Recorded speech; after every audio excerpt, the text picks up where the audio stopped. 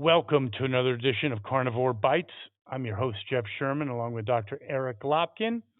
Um, Last week, or this week, I should say, marked the 22nd anniversary of 9 11. And guess who didn't show up? Yeah, Joe Biden was on his way home. He stopped in Alaska. And let's be clear about this. His stop in Alaska had nothing to do with addressing the military base there. Every president stops in Alaska coming in from overseas. It's to refuel the plane. So, and I am absolutely flabbergasted by Biden's non-appearance at any of the 9/11 memorials, but we did call it. We said on last week's podcast it's probably a good thing because he would come out and he would make up some story.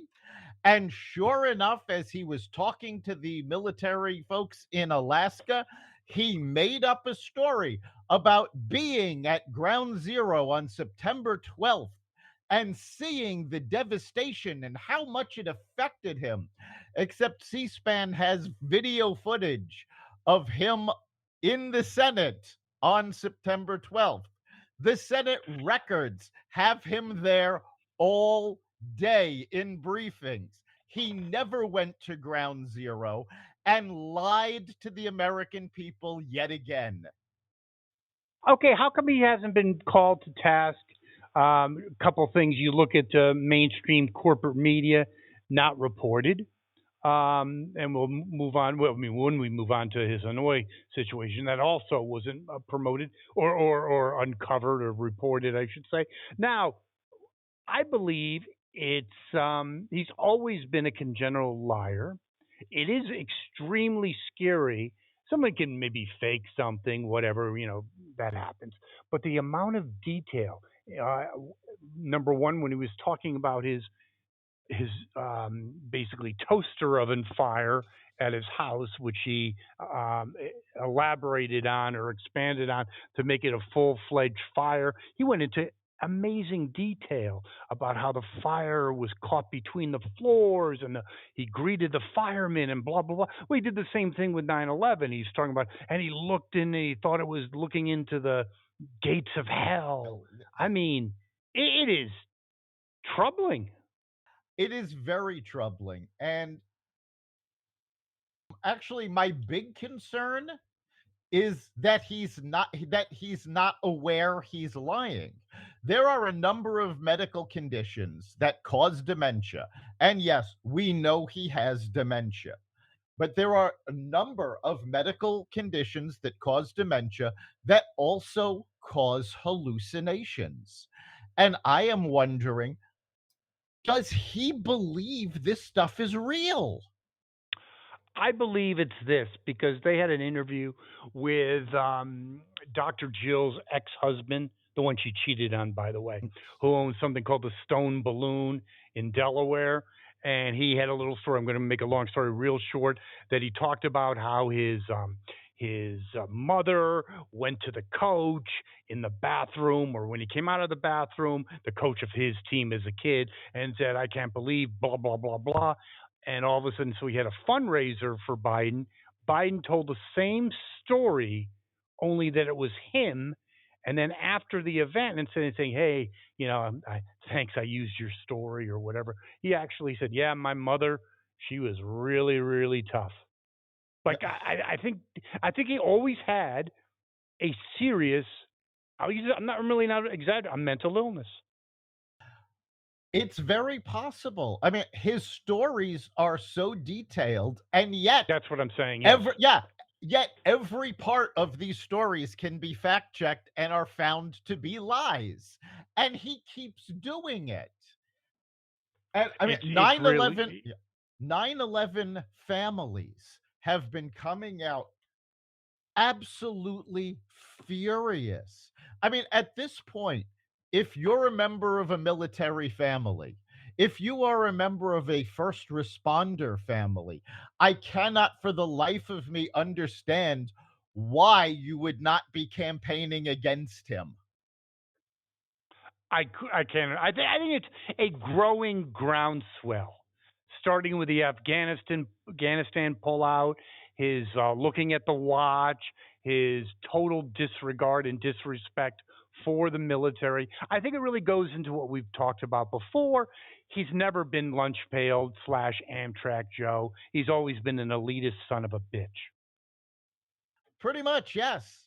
And now, even with the mainstream media covering for him, even with his own people killing his mic before he can make a bigger fool out of himself, it's still so obvious that he has no touch with reality.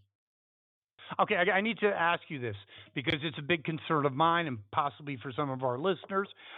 Do you think because you look at his poll numbers, so I'm perplexed. The mainstream media, they covered his trip to Hanoi, a complete abject disaster by any stretch of any imagination, any logical assessment. But yet the mainstream media, CBS, ABC, just kind of report just the facts, man, like in Dragnet. So how is it that so many people, as polled, I mean, over 70% think he's not up for the job? Is the message, you're heavily involved in media, is the message getting through in spite of corporate mainstream media trying to cover?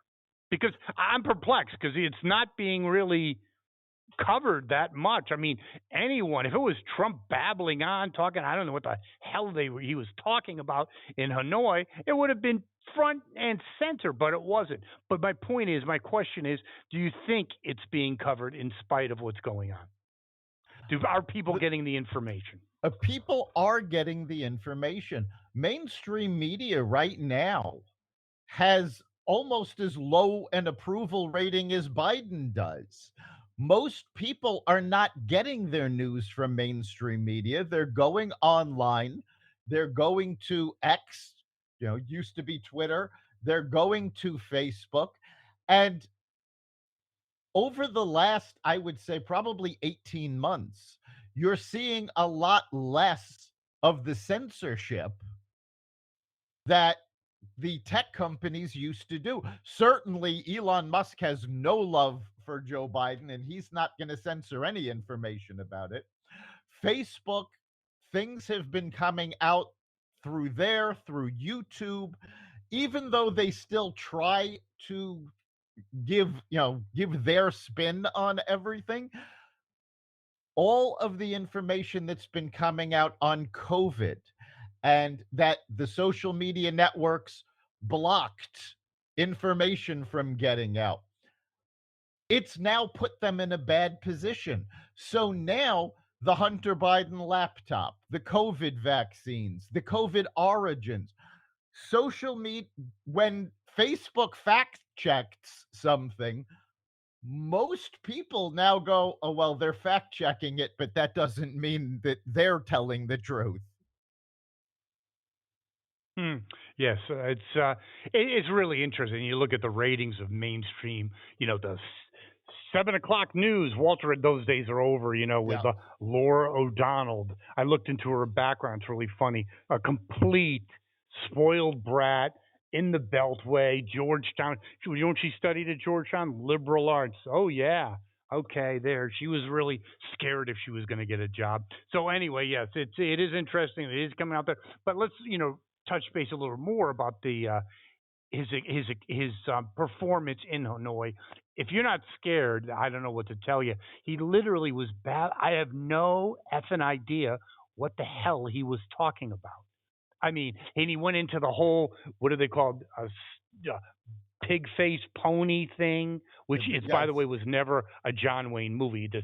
That's minor, but and then babbling just basically I think his handlers cut it off because it could have gotten really scary. And then he actually says, "I got to go to bed." Yikes! Yeah, this is not the first time he's used the dog faced pony soldier line. And nobody Anywhere that I can find online in the mainstream media, nobody can find any movie that this came from. It's supposed to be a John Movie, Wayne but is movie quote. in his delusional state. He's putting to piecing together bits and tidbits of three or four movies and making it into one. But it's never been a movie with John Wayne about the stone cold, whatever, pig pony face. It's just out of control. And I think he's finished. I don't see him. There's no way he can handle an actual campaign. Not, I mean, COVID's over. They're trying to resurrect it. I get it, but it's not going to be the same thing as it was 4 years ago. He's got to come out, do campaign stops, and this guy, he went from being teleprompter dependent.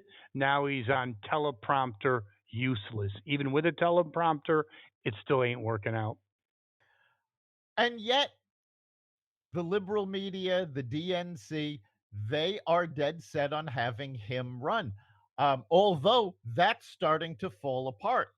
Over the last few days, there have been several columnists who have come out and said, number one, Biden should not run. And these are liberal columnists. I believe two of them were from the New York Times and the Atlantic. Oh, and the one was from New York Magazine. But they're saying he should not run. Then they're saying if he does run, he needs to replace Kamala Harris because people will be more likely to vote for him if they think Kamala Harris is not going to be president because nobody thinks he's going to make it through another 4 years. Okay, I think if he replaces Kamala, it will be blowback like you wouldn't imagine from the Oh, yes. minority community, from the race And baiters, from the cottage industry race aficionados like Sharpton. So I think he's stuck between the proverbial rock and a hard place.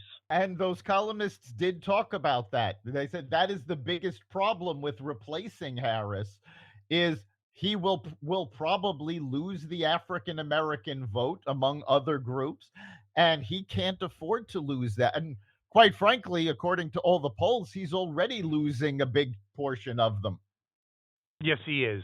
Yes, he is because they see through that he doesn't really give a shit. He just uses them. He's done nothing for them. In fact, he's actually hurt them economically. Inflation, the people that get hurt the most are the more underprivileged. Crime going completely out of hand. I saw a little news item about Philadelphia, just like gangs in the city. I mean, it's just a complete hellhole. And who's being impacted? People that have to live in those cities. So I think he's got no enthusiasm. I think he will not attract even close to the percentage of participation and support he had in 2020. I think that train has left the station. And another very interesting situation is Kellyanne Conway. I'm not a huge fan of hers, but she was saying that like 2 weeks ago, she was convinced that it was going to be Biden. Okay, in spite of his frailties. But then when she's commenting on the recent CNN poll, a organization that perpetually covers for him, their latest poll it was almost designed to take him down. Not just talking about the state of the economy, like mental acuity. Is he too old? All the things, all the problematic situations or concerns people have, and she was like, "Wow, I think I think the night of the long knives is coming out." What do you think, Dr. Lopkin? Oh, I think it is because more and more commentators are looking at the numbers and have to face the idea that America does not want Joe Biden to serve another term. And now, I don't think any of these people are Biden fans. I don't think they care one way or another about Biden, but they don't want a Republican president. And since the DNC has pretty much made it clear that Biden is the candidate, and in fact, for another candidate to get into the race. I believe the deadline for a number of states to get on the Democratic ballot is actually coming up in the next few weeks. So it would be very difficult for someone else to get on the ballot. So they're trying to force the DNC to go, no, we need somebody else. Hmm. Interesting. I thought, the DNC, they always talk about, you know, Trump being a threat to democracy. Kind of over my observation is they're not really all that set on it either. No, the I DNC mean, has no interest in democracy. They rigged their primaries against Bernie Sanders. They rigged it in favor of Hillary in 2016. They basically rigged it for Biden in 2020. no But question. In when fact, people don't remember that. He was actually not doing well until South Carolina, which was kind of thrown for him. right, well, when Bernie Sanders supporters took the DNC to court saying that the DNC had rigged the election against Bernie Sanders, the case was thrown out because the supporters did not have standing to file the case. But before it was thrown out, the DNC had filed a response to the claim. And in the DNC's own judicial filing, they basically said it's our primary. We can do whatever we want with it. And most people don't realize, or at least tend to forget, that the Republican Party and the Democratic Party are not government organizations. They're private organizations. So the DNC's big defense was not, we did not rig our primary. It's our primary. We can do what we want with it. Well, they certainly have done a good job at that. And one thing about the Democrats, I wouldn't let them change my oil. Half of them, or more than half, have never actually worked a real job, but they are great at manipulation. They're great at sticking together. And I think they're better at political strategy than the Republicans. Your thoughts? Oh, they've proven that time after time.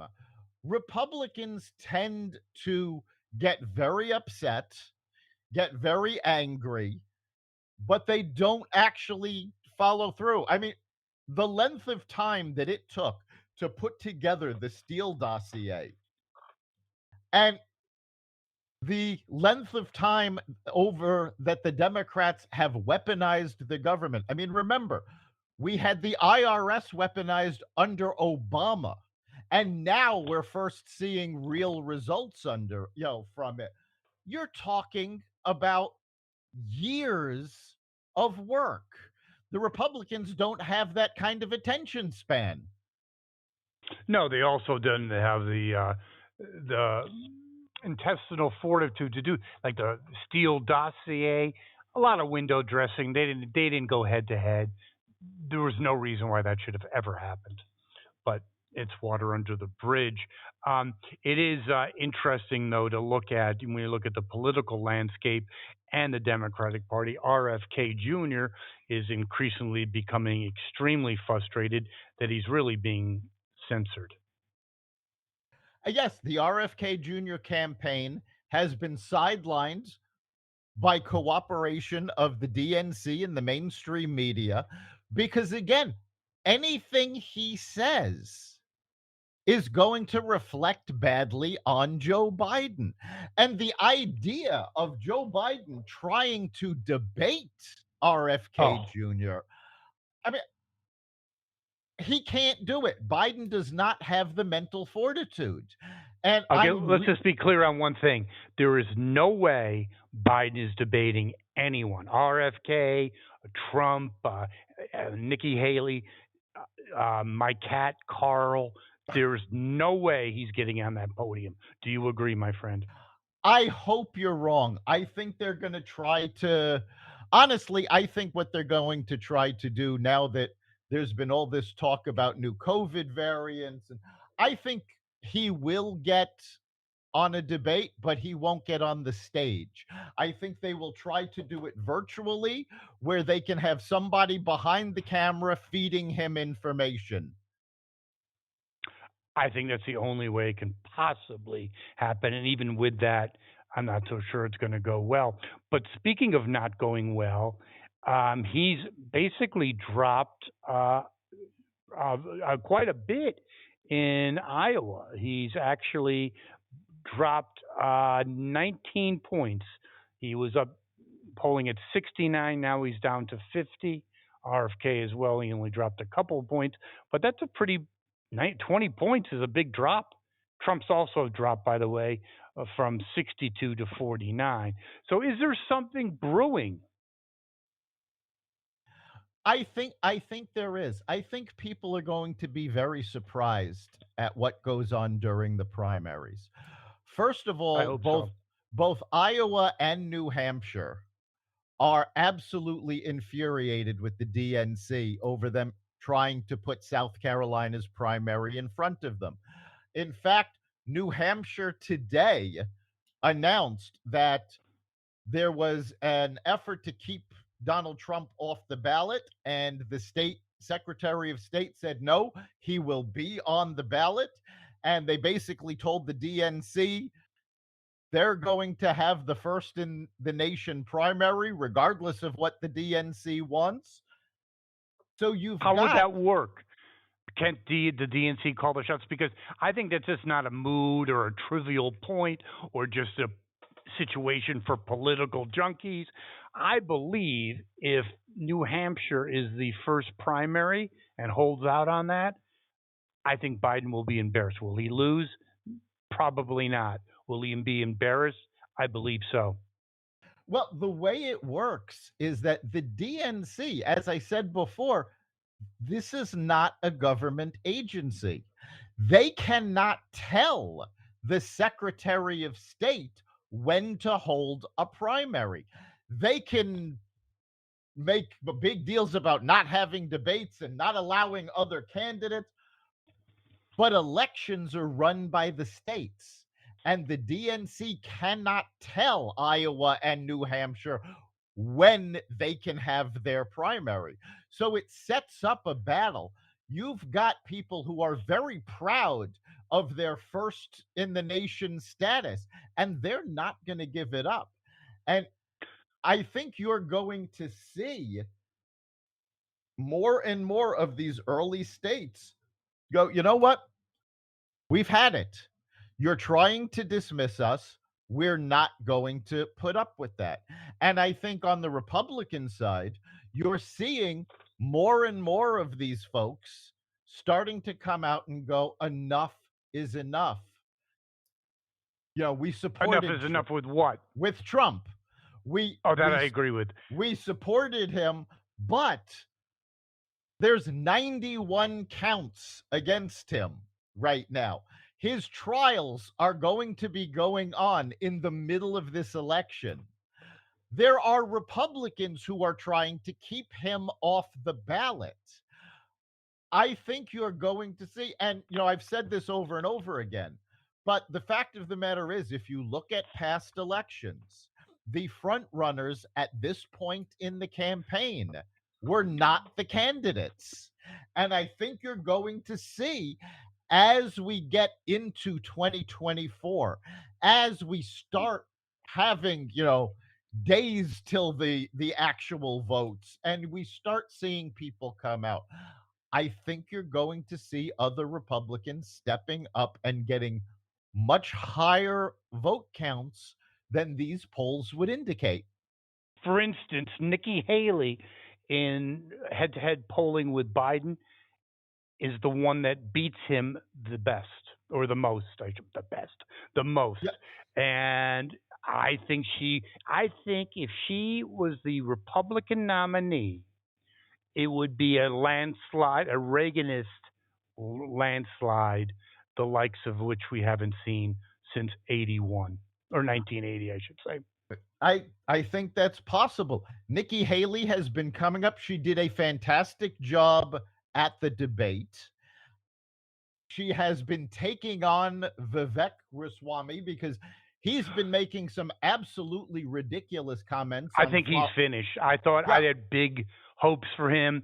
I think he looked good. I don't mean physically. I mean he was right. very sharp. He's got energy. He's young, but I mean some of the things he said is just yikes, And not good. honestly, at this point, I think the Republican ticket needs Nikki Haley. If she can win the primaries and take the top spot, great. I'm all for it.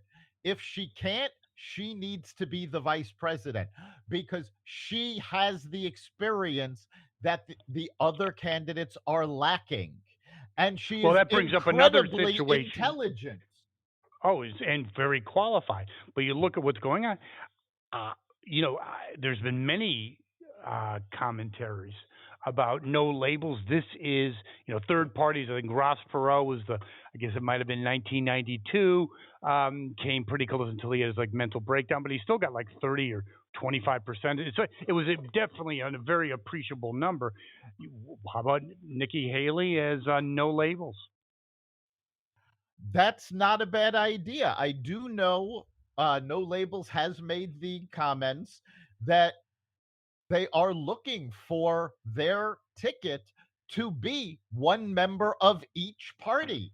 So, and I mean, there's been a lot of talk about Joe Manchin. I don't know what the status of that is, but imagine a Manchin Haley ticket. That could I throw a wrench into things. I think it could throw many monkey wrenches. How does that Yes. sound? And even on the again on the political arena, sticking to that, I think it's we're looking at Hunter now being indicted with the gun felony. I think that will further damage Biden, especially as I have McCarthy putting the green light on an impeachment inquiry. And I think it will also be interesting because I truly believe, I don't know if you've seen it or all of our listeners have seen it, the July 4th balcony scene with the Bidens, the whatever the Beverly Hillbillies on the balcony. There was very little doubt in my mind that Hunter was let's just say a little coked out. So what am I bring that up? Because I think as the noose and the pressure gets more extreme, he could become once again unhinged, which will not reflect nicely on Uncle Joe. Your thoughts? It will not reflect well on Joe. My interest is piqued by the fact that apparently when Hunter's lawyers were negotiating the now failed plea deal, one of the things that they said they would do if they didn't get the deal was to subpoena Joe Biden. Now, honestly, I have no problem believing that in order to get a lighter sentence or possibly escape jail altogether, Hunter Biden would throw his father under the bus. I have to say one thing.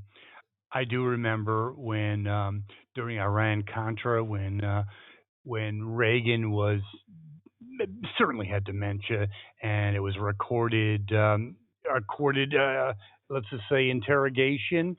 Um, I think Biden will make Reagan look like a Biden on the stand being cross-examined. Yikes! That could never see the light of day. There is no way. If that ever got out, yikes. No, It he would be couldn't. great entertainment for me, but for him it'd be game over. Yeah, no, there's no way he could handle it. Unless, of course, and this is a real possibility, his Justice Department just treats him with kid gloves and spoon feeds him some questions. And it wouldn't surprise me for them to do so. No, nothing would surprise me. But it is, heating up. I mean, it's just came out. There's been a fourth email alias. I mean, Dr. Loppin, real smart guy. Please tell me why you would possibly need as a vice president, for aliases, email aliases, if something non kosher was going on. Yeah, it's all everything about the emails, everything about the shell companies. This is what criminals do to cover their tracks. The And shell not company, particularly and not particularly bright criminals. right. Okay, there But you go. all of it, again, the big Democratic rallying cry is, well, show us the bank record that has Joe Biden getting money directly. That's not how criminal enterprises work. That's not how Rudy Giuliani brought down John Gotti. It's not how Elliot Ness took down Al Capone. They had to go through all of these things to find where the money was going. You don't, if you're running a criminal enterprise, you don't get payments directly. No, that would even be even Biden's smart enough not to do that. Barely smart enough. But yes, I mean, let's just face it. He's always been stupid. He's even stupider now.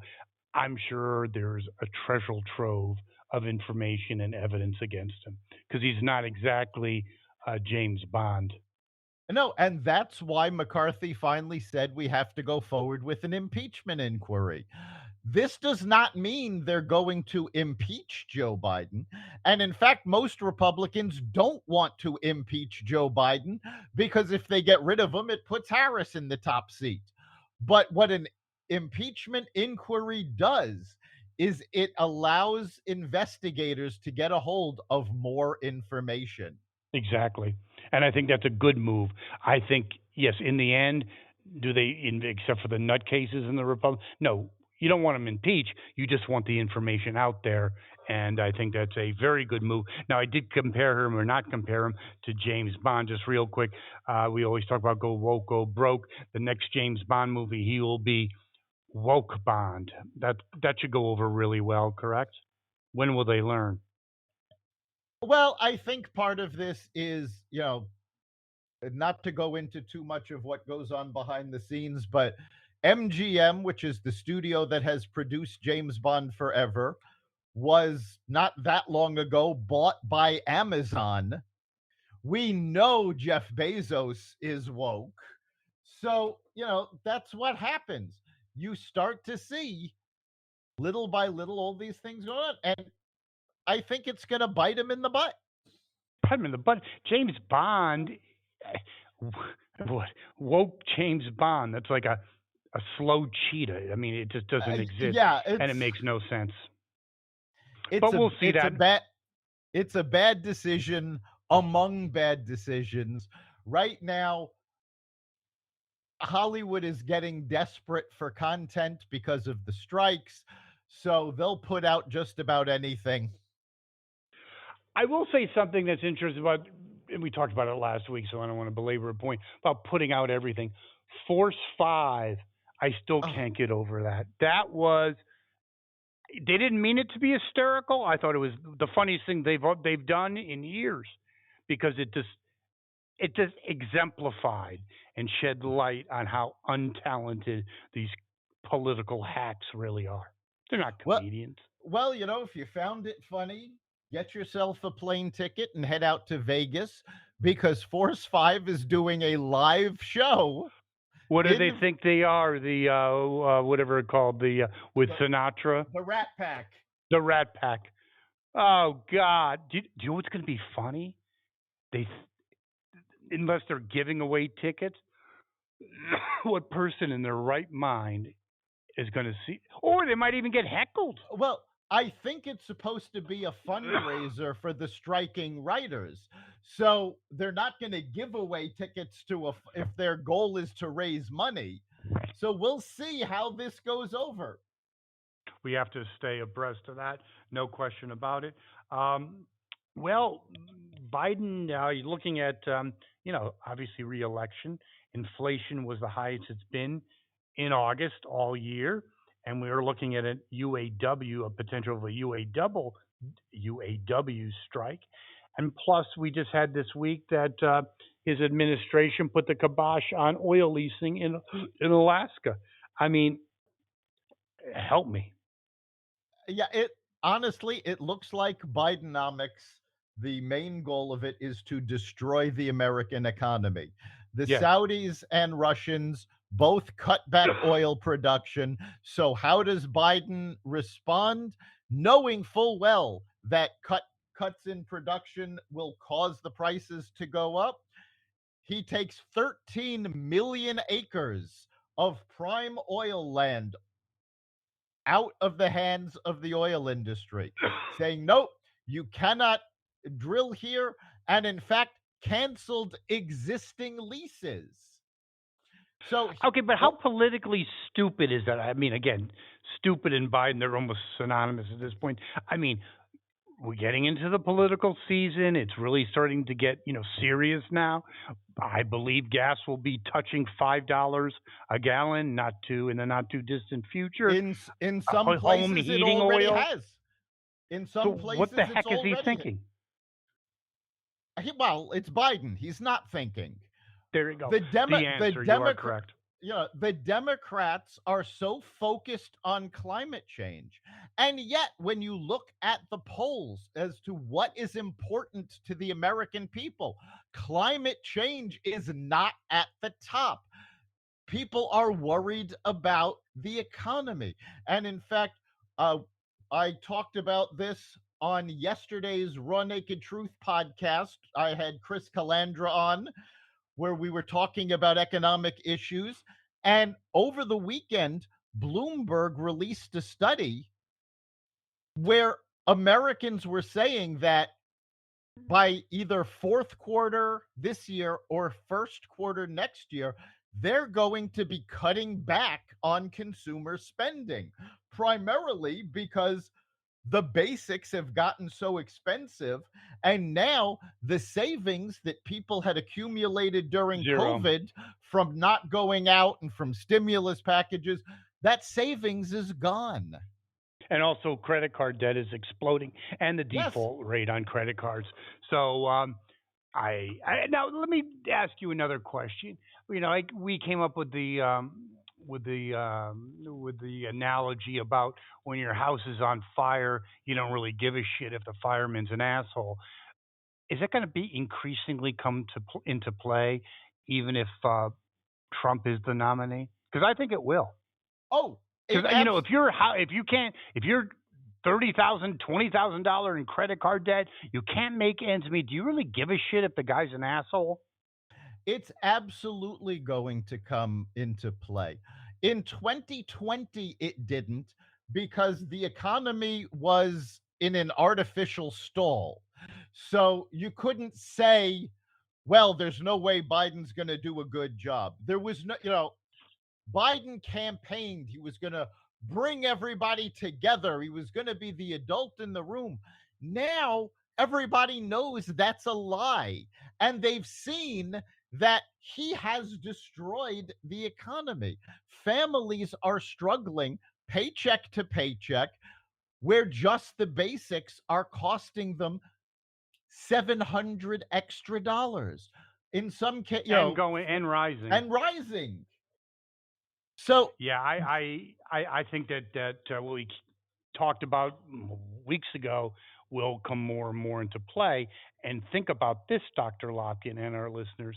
If Trump's not the nominee and it is someone like Nikki Haley, then the whole asshole theory is gone. Now you have think about it, you have someone people like and someone who's a abject failure and they don't like, which is true. I think the landslide vision could easily come into play. oh, yes. So in 2020, Biden had faith on his side. People knew what Trump was. They knew what he had done. They knew what his policies were, and they knew how obnoxious he could be. Biden had faith. The vast majority didn't know how he would do the job, what he was planning to do. They took his promises on faith. Well, he They doesn't wanted have. relief also from, Yes. let's say, the stress, the fatigue of Trump. I think that was a key point as Yes. well. In You could, 2024, he doesn't have that.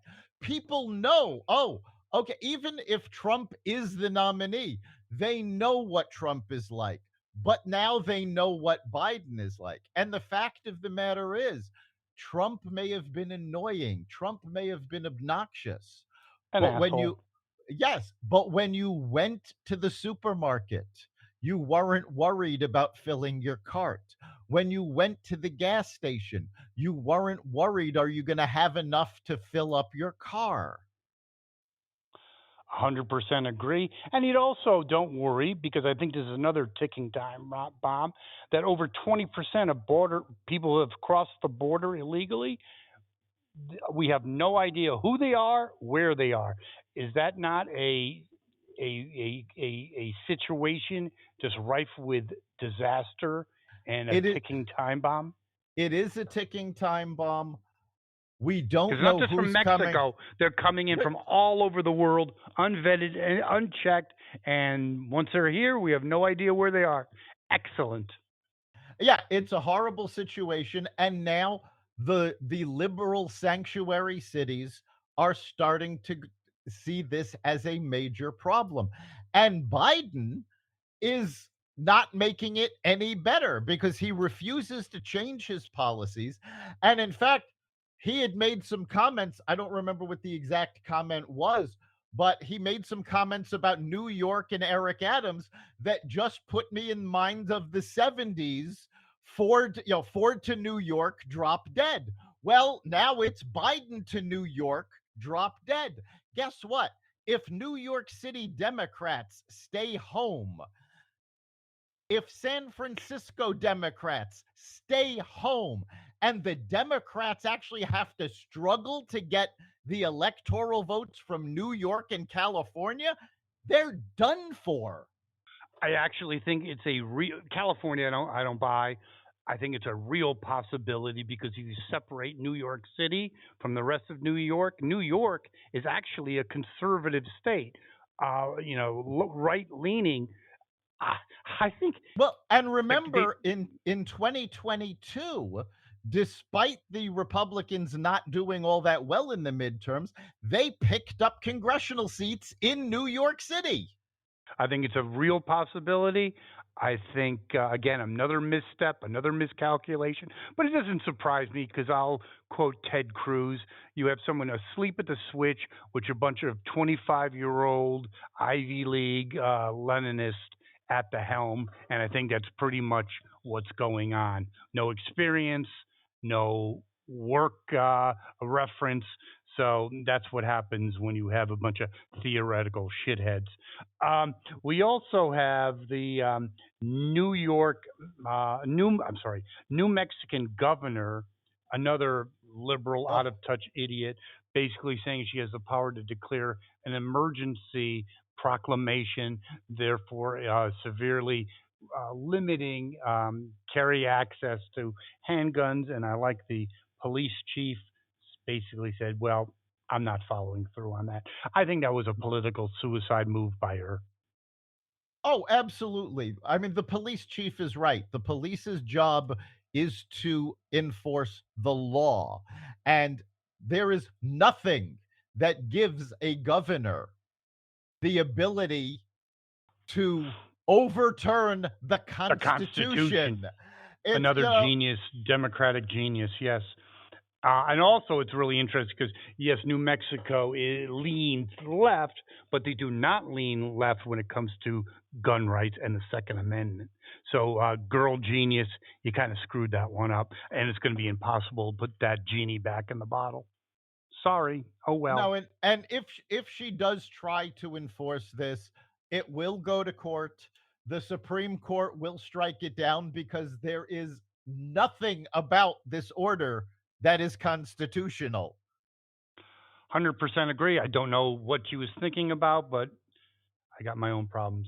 Then on kind of two stories that are of much lighter note, we have Aaron Rodgers, his 5 minute debut as the Jets quarterback, probably the most expensive 5 minutes in sports history. Your thoughts? Yeah, as a Jets fan, I find nothing lighter about this. This was heart. I mean, the Jets managed to win without him, which was the only Which was silver amazing. lining. I shut off the But game after Rodgers. yeah, Yeah. but what was worse than it happening is the fact that this is not the first time this happened. Years ago, the Jets were talked about as they were going to go all the way to the Super Bowl, led by Vinny Testaverde, and Yes, on the first play of the season, Vinny Testaverde was injured, taken out of the game. We never heard from him again. It was, to quote Yogi Berra, it was deja vu all over again. I was actually looking forward. Just so you know, I'm an Eagles fan, but I was kind of going to adopt the Jets as my second favorite team. I was really looking forward to it. So basically, it doesn't make me happy either. But I just thought it was profound and also indicative of the New York Jets. I'm sorry, they just Yes. have a dark cloud over them ever since Broadway Joe. Our final story, on a lighter note, is we have a Democratic House representative in Virginia, Susan Gibson, and it just came out that she had a nice career being a web porn star. Does it hurt or help? I don't know. You're the I don't know political if expert. it hurts or help. I mean, quite frankly, She's pretty hot, actually. I think it's indicative of Bidenomics. She needed, she couldn't make ends meet on her political salary, so she had to take a side hustle. There you go. Maybe she's instead of the big guy, the big gal, right? Right. Well, Dr. Lopkin, that concludes another edition of Carnivore Bites. Our listeners and other people can access us in many venues. In fact, I was at iHeartRadio on my TV the other night listening to our last episode. So it's out there, isn't it?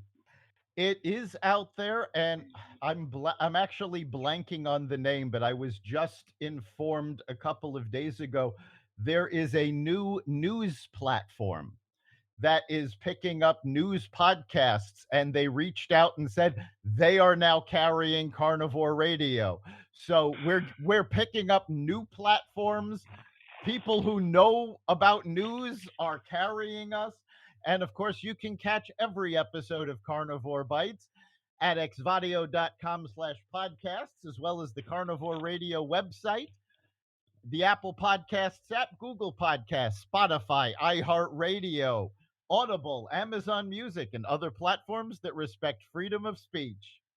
So, in a not too distant future, it won't be a lark that we overtake in viewers, listeners, Anderson Cooper. It's a distinct possibility the way he's going. There you go. Well, thank you, Dr. Lopkin, and I'll see you next week. We'll see you then.